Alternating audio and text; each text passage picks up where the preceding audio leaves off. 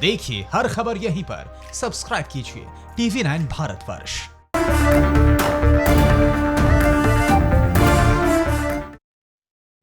नमस्कार, आपके साथ मैं हूं समीर अब्बास। देश के बुलेटिन में आपका स्वागत है। TV9 भारतवर्ष के इस वॉर रूम में आपका स्वागत है। भारत में राफेल की गर्जना के बाद चीन और पाकिस्तान के होश फाख्ता हो गए।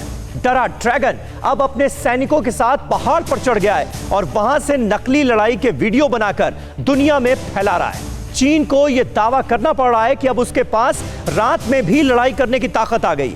हम चीन के एक एक डर की तस्वीर आपके सामने रखेंगे। आपको बताएंगे कि उस महायोद्धा के बारे में जो राफेल के बाद अब भारत में आने वाला है। हम आपको नासा के मिशन मंगल के बारे में भी बताएंगे और अमेरिका पर आई सबसे नई आफत की तस्वीरें दिखाएंगे। सुशांत केस पर एक सनसनीखेज खुलासा आपको दिखाएंगे और रिया चक्रवर्ती के अगले कदम के बारे में बताएंगे। भारत के कई हिस्सों में आसमान से बरस रही प्रलय की तस्वीरें दिखाएंगे और कोरोना के 9 कमाल के बारे में भी आपको बताएंगे। शुरू करते हैं देश का बुलेटिन।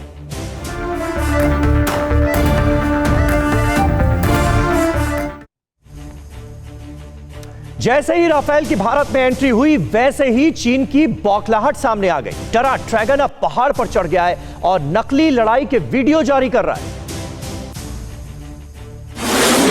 जैसे ही राफेल ने हिंदुस्तानी सरजमी पर कदम रखा वैसे ही ड्रैगन के पसीने छूट गए।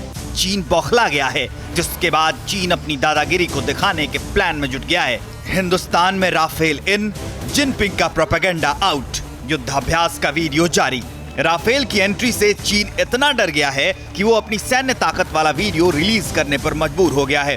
ग्लोबल टाइम्स में चीन के कब्जे वाले तिब्बत में चीनी सेना के युद्धाभ्यास का वीडियो जारी किया गया है। दावा किया गया है कि कुनलुन पर्वत श्रृंखला में करीब 4000 मीटर की ऊंचाई पर चीनी सेना ने जंग जैसे हालात की तैयारी की है। माहौल जंग वाला, आसमान में उड़ते हेलीकॉप्टर, नीचे मैदान में गोलियों की तड़तड़ाहट और गोले बारूद के बीच चीनी सैनिक दो हाथ करते हुए आक्रामक शैली के जरिए भारत को चेतावनी देने की कोशिश।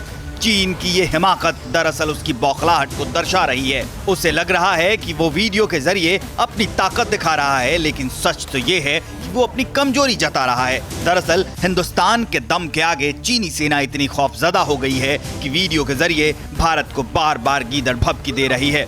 ऐसा पहली बार नहीं है जब ड्रैगन अपने प्रोपेगेंडा वीडियो के जरिए दुनिया को डराने की कोशिश कर रहा हो। गलवान घाटी की घटना के बाद से ही ड्रैगन इस तरह की हरकत कर रहा है और ऐसे वीडियो के जरिए भारत को डराने की नाकाम कोशिश कर रहा है। अब भारत के पास बाहुबली राफेल जैसा शक्तिशाली अस्त्र है, जिसके बाद चीन में माहौल टाइट है, जोश डाउन है। चीनी अखबार ग्लोबल टाइम्स ये साबित करने में लगा है कि चीनी सेना हर स्थिति के लिए तैयार है। तो राफेल विमानों ने जैसे ही हिंदुस्तान की सरजमीन पर कदम रखा चीन के होश उड़ गए। अब ड्रैगन ने अपने J-15 जेट में ईंधन भरने की कैपेसिटी बढ़ा ली है। चीन का दावा है कि अब रात के अंधेरे में भी वो हमला करने में सक्षम है।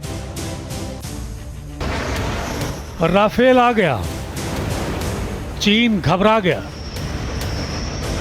आसमान के सिकंदर राफेल ने जैसे ही हिंदुस्तान में लैंडिंग की चीन की जमीन थरथरा गई। ये राफेल के आने की ही घबराहट है कि ड्रैगन ने आनन फानन में अपने फाइटर जेटों की क्षमता बढ़ाने का काम शुरू कर दिया है। खबर है कि चीन ने अपने फाइटर प्लेन J-15 में ईंधन भरने की क्षमता बढ़ा दी है। साथ में ये भी दावा किया गया है कि J-15 जेट ने आसमान में ही ईंधन भरने का काम किया है। दिन के उजाले में हिंदुस्तान से कांपने वाला ड्रैगन अब रात के अंधेरे में हमला करने का सपना देख रहा है, क्योंकि J-15 की क्षमता बढ़ाने के बाद चीन ने यह भी दावा किया है कि ऐसा करने से उसका फाइटर जेट रात के अंधेरे में भी हमला कर सकता है। लेकिन ड्रैगन को शायद ये मालूम नहीं है कि भारत में कल जो सुपर फाइटर आया है उसके सामने चीन के J-15 प्लेन की कोई हैसियत नहीं है।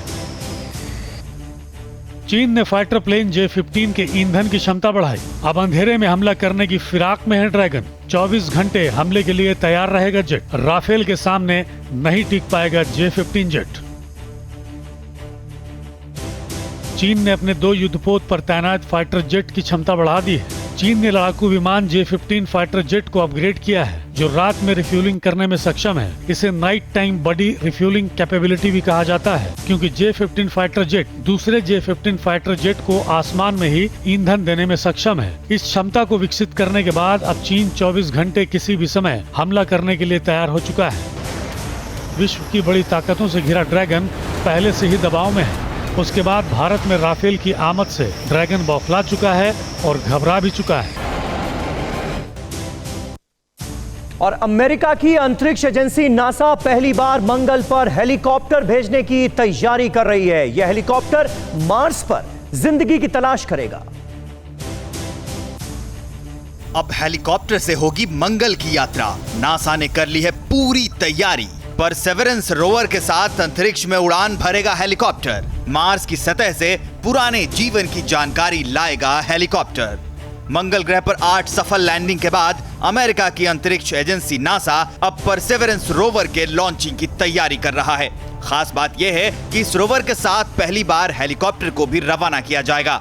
नासा ने इस मिशन का नाम मार्स 2020 दिया है। इस दौरान ये रोवर नासा के सतह पर पुराने जीवन की जानकारी इकट्ठा करेगा। इसके बाद नासा एक नया इतिहास रच देगा। मंगल पर हेलीकॉप्टर उड़ाने की तैयारी। ये स्पेसक्राफ्ट 30 जुलाई को लॉन्च होगा और ये हेलीकॉप्टर मंगल की सतह से 10 फीट ऊंचा उड़ेगा। ये हेलीकॉप्टर सतह पर पुराने जीवन की जानकारी भी देगा।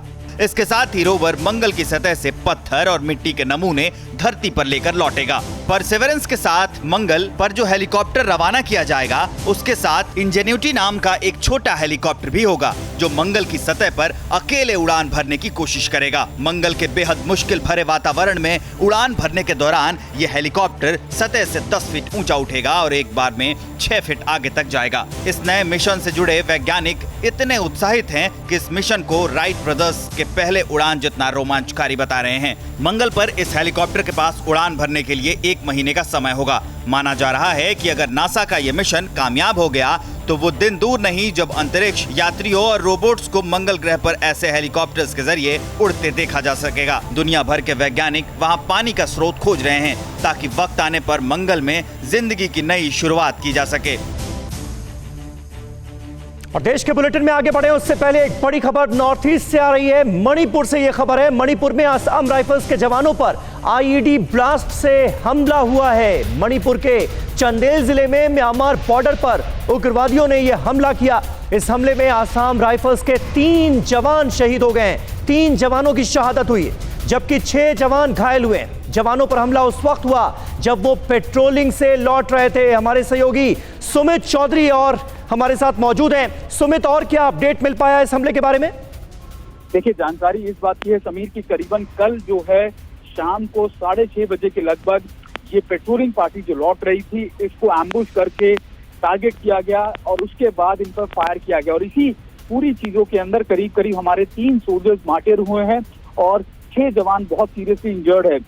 समीर, इसके बाद रिइंफोर्समेंट पार्टी भेजी गई और चंदेल वही इलाका मैं आपको बता दूं 2016 के अंदर 15 या 16 के अंदर हमारे 18 जवान शहीद हुए थे, जिसके बाद सर्जिकल स्ट्राइक 1 जिसकी हम बात करते हैं वो की गई थी और वही इलाके के अंदर दोबारा से ये सारी चीजें हुई। और इसके पीछे जो बताया जा रहा है कि पीएलए जो लोकल ग्रुप है वहां का उसको ऊपर चीजें उसके हाथ होने के मणिपुर में हाथ होने की उसकी बातें आ रही है और कहा जा रहा है कि उसकी इन्वॉल्वमेंट इसमें हो सकती है। समीर, शुक्रिया सुमित इस ताजा जानकारी और अपडेट के लिए। मणिपुर में यह उग्रवादी हमला हुआ है। 3 जवानों की शहादत हुई है। इसके अलावा 6 जवान जो कि घायल हुए हैं उनके बारे में भी यह ताजा अपडेट आ रही है कि वो सीरियसली इंजर्ड हैं, गंभीर रूप से घायल हैं। मणिपुर के चंदेल जिले में म्यांमार बॉर्डर पर घात लगाकर उग्रवादियों ने आईईडी ब्लास्ट किया है जिसमें 3 जवानों की शहादत हुई है और 6 जवान घायल हुए हैं। और सुशांत सिंह राजपूत के केस में रोज नए खुलासे हो रहे हैं। पिता की शिकायत पर रिया चक्रवर्ती के खिलाफ केस दर्ज होने के बाद अब बीजेपी सांसद सुब्रमण्यम स्वामी के नए दावे ने बवाल खड़ा कर दिया है। सुशांत को मिली प्यार की सजा। रिया ने ऐसा क्यों किया? क्या सुशांत का मर्डर हुआ?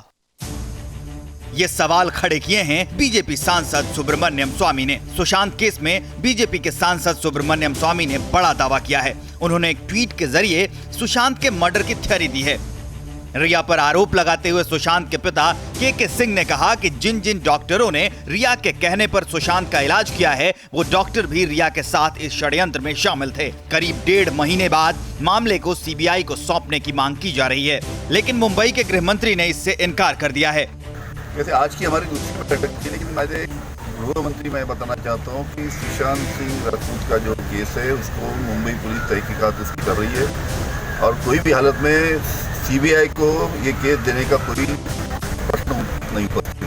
जाहिर है खुद को घिरा देखकर अब अभिनेत्री रिया चक्रवर्ती ने सुप्रीम कोर्ट का दरवाजा खटखटाया है, जिस पर आज सुनवाई हो सकती है। याचिका में पटना में दर्ज एफआईआर को मुंबई ट्रांसफर करने की मांग की गई है। रिया चक्रवर्ती की ओर से वकील सतीश मान शिंदे ने याचिका दायर की है। लेकिन बॉलीवुड से भी सुशांत केस में आवाज उठने लगी है। अभिनेत्री पायल रोहतगी ने एक वीडियो जारी किया है, जिसमें सुशांत के पिता की तरफ से एफआईआर दर्ज करवाने पर उन्होंने खुशी जाहिर की है। सुशांत के फादर ने रिया चक्रवर्ती और 4 लोगों के खिलाफ एफआईआर दर्ज करी है and I think he has done a great thing to get justice for his son. सवाल है आखिर मुंबई की सरकार मामले को सीबीआई को देने से क्यों इनकार कर रही है। हालांकि सुशांत के परिवार ने अभी तक सीबीआई जांच की मांग नहीं की है। और सुशांत केस में नया ट्विस्ट आने के बाद बिहार और महाराष्ट्र पुलिस अब किस एंगल से जांच कर रही है, देखिए पटना से हमारे संवाददाता विपिन चौबे की रिपोर्ट। अभिनेता सुशांत सिंह राजपूत की मौत की गुत्थी दिन ब दिन सुलझने के बजाय उलझती ही जा रही है। इस वक्त हम उनके पटना स्थित आवास पर हैं, जहां पर उनका पूरा परिवार रहा करता था, लेकिन देखिए कि पूरे घर में सन्नाटा छाया हुआ है। ये सुशांत सिंह राजपूत का वो बिहार की राजधानी पटना में वो आवास है जहां इनका पूरा परिवार रहता था, लेकिन इस वक्त घर में सन्नाटा छाया हुआ है।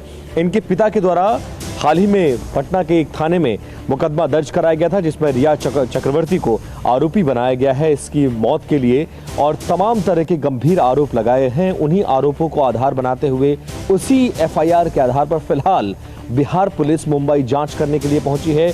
वहीं इस मामले में महाराष्ट्र के गृह मंत्री ने सीबीआई जांच से इनकार किया है। वहीं रिया चक्रवर्ती ने अब कोर्ट की शरण ली है ताकि इस मामले को मुंबई ट्रांसफर किया जा सके। लेकिन आप देख सकते हैं कि जब हमने परिवार से और डिटेल जानना चाहा और बातचीत करनी चाहिए तो बातचीत करने के लिए कोई मौजूद नहीं है। उनके पिता फिलहाल इस वक्त दिल्ली में हैं, उनके भाई सहरसा में हैं और उनके वकील भी ऐसा बताया जा रहा है कि इस मामले की पैरवी के लिए इस वक्त दिल्ली में मौजूद हैं।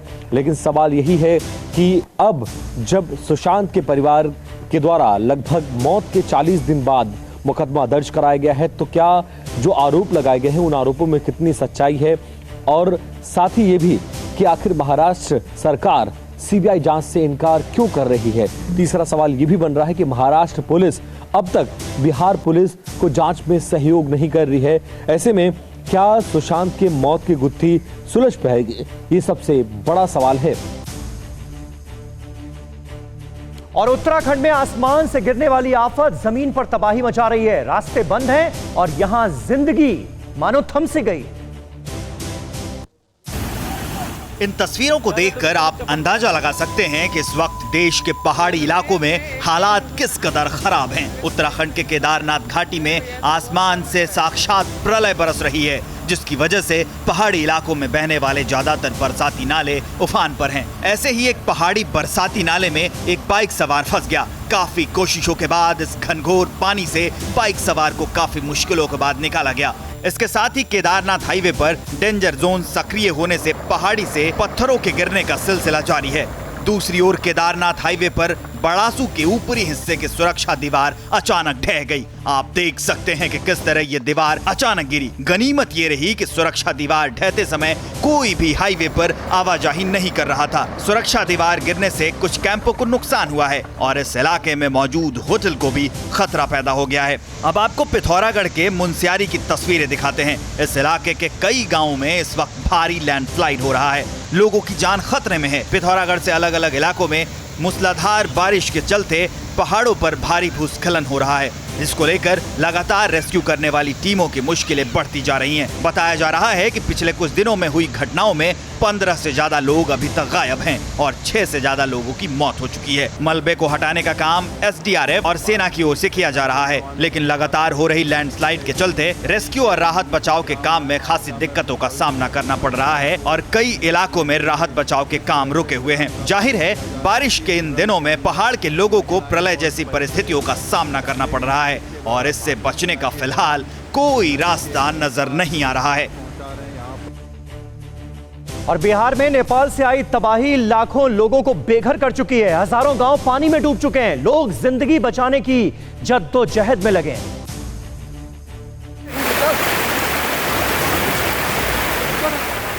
घर बह गए, आशियाना बिखर गया, जिंदगी सड़कों पर आ गई, तटबंध टूट गए, मानो पूरी जिंदगी एक झटके में तबाह हो गई। ये बिहार से आई बर्बादी की तस्वीरें हैं। सैलाब ने धीरे धीरे पूरे उत्तर बिहार को अपनी जद में ले लिया, लेकिन नेपाल से सटे रक्सौल से जो तस्वीरें अब सामने आ रही हैं, वो बता रही हैं कि नेपाल से छोड़ा गया पानी इस इलाके में कितना हाहाकार मचा रहा है। गंडक ने ऐसा तांडव मचाया है कि चंपारण तटबंध बिखर गया। नतीजा ये हुआ कि अरेराज, संग्रामपुर और पहाड़पुर के सैकड़ों गांव जलमग्न हो गए। अब बाढ़ के पानी में इतना वेग है कि इसके सामने जो कुछ भी आया वो बह गया। खाने पीने का दिक्कत है, रहने का भी बहुत दिक्कत है, माल जाल है उसको भी नहीं खाना मिल रहा है। दरभंगा से आई बहादुरपुर प्रखंड की तस्वीरें देखिए। इलाके की 23 पंचायतें पानी के हवाले हैं। शायद ही कोई घर हो जिसे सैलाब ने तबाह न किया हो। कमर तक पानी है, सिर पर बचे खुचे अनाज की पोटली है। यही वो सहारा है जो जिंदा रहने की उम्मीद दे रहा है। सरकार की मदद यहाँ दूर दूर तक नजर नहीं आती। सरकार तरफ से अभी कोई सुविधा नहीं मिला है। यहाँ तक जो विस्थापित परिवार है, जो अपना शरण लेकर के कहीं ऊंचा स्थान पर है, उनको भी अभी तक कोई सुविधा सरकार की तरफ से नहीं मिला। बिहार में सैलाब से 40 लाख लोग प्रभावित हैं। 12 जिलों के 1000 से ज्यादा गांव डूब चुके हैं। सरकार ने दावा किया है कि अब तक 60,000 परिवारों के खाते में राहत राशि भेजी गई है। TV9 नेटवर्क 5 भाषाएं, हिंदी, तेलुगु, कन्नड़ा, मराठी और गुजराती। 48 करोड़ इंप्रेशंस। देश का number 1 news network TV9 network.